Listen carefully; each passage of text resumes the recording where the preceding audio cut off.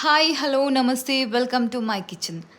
So ಬಿಸಿ ಬಿಸಿ rice ಜೊತೆ ಕೆಂಪು ಚಟ್ನಿ ಸ್ವಲ್ಪ ಸ್ಪೈಸಿ ಆಗಿರುತ್ತೆ. ಸೊ ಇದ್ರ ಜೊತೆ ಸ್ವಲ್ಪ ತುಪ್ಪ ಹಾಕ್ಕೊಂಡು ತಿಂತಾ ಇದ್ದರೆ ವಾವ್, ನೆನೆಸ್ಕೊಂಡ್ರು ಇವಾಗಲೂ ತಿನ್ನಬೇಕು ಅಂತ ಅನಿಸುತ್ತೆ. ನೋಡೋಣ ಬನ್ನಿ ಹೇಗೆ ಮಾಡೋದು ಅಂತ ಹೇಳಿ. ಸೊ ನಾನಿಲ್ಲಿ ಒಂದು ಪ್ಯಾನ್ಗೆ ರೆಡ್ ಚಿಲ್ಲಿ ಮತ್ತು ಒಂದು ಸ್ಪೂನ್ ಆಯಿಲ್ ಹಾಕಿ ಫ್ರೈ ಮಾಡ್ಕೊಳ್ತಾ ಇದ್ದೀನಿ. ಇದರ ಜೊತೆ ಬೆಳ್ಳುಳ್ಳಿ ಮತ್ತು ಜೀರಿಗೆ ಮತ್ತು ಮೆಂತ್ಯ ಕಾಳು ಇದೆಲ್ಲ ಹಾಕ್ಕೊಂಡು ಫ್ರೈ ಮಾಡ್ಕೊಳ್ತಾ ಇದ್ದೀನಿ. ಸೊ ಈ ಚಿಲ್ಲಿ ಕಲರ್ ಅಷ್ಟೇ ಇದೆ, ಖಾರ ಇಲ್ಲ. ಸೊ ಇದನ್ನು ನಾನು ಒಂದು ಜಾರ್ಗೆ ಗ್ರೈಂಡ್ ಮಾಡೋದಕ್ಕೆ ಹಾಕ್ಕೊಂಡಿದ್ದೀನಿ. ಇಲ್ಲಿ ನಾನು ಕಲ್ಲುಪ್ಪು ಯೂಸ್ ಮಾಡ್ತಾ ಇದ್ದೀನಿ. ಇದ್ರ ಜೊತೆ ನಾನು ಹುಣಸೆ ಹಣ್ಣನ್ನು ಕೂಡ ಹಾಕ್ತಾ ಇದ್ದೀನಿ. ಅದಾದಮೇಲೆ ನಾನು ಸ್ವಲ್ಪ ನೀರನ್ನು ಕೂಡ ಹಾಕ್ತೀನಿ.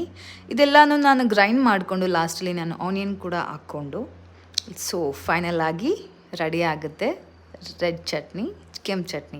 ಇದನ್ನು ವೈಟ್ ರೈಸ್ ಜೊತೆ ಬೆಸ್ಟ್ ಕಾಂಬಿನೇಷನ್ನು. ಬಿಸಿ ಬಿಸಿ ರೈಸ್ ಜೊತೆ ಸ್ವಲ್ಪ ತುಪ್ಪ ಹಾಕ್ಕೊಂಡು ಯಾವಾಗ ಬೇಕಾದರೂ ತಿನ್ಬೋದು. ಬ್ರೇಕ್ಫಾಸ್ಟ್ ಆಗಿರ್ಬೋದು, ಮಧ್ಯಾಹ್ನ, ರಾತ್ರಿ ಯಾವಾಗ ಬೇಕಾದರೂ ತಿನ್ಬೋದು. ತುಂಬ ಟೇಸ್ಟಿ ಆಗಿರುತ್ತೆ.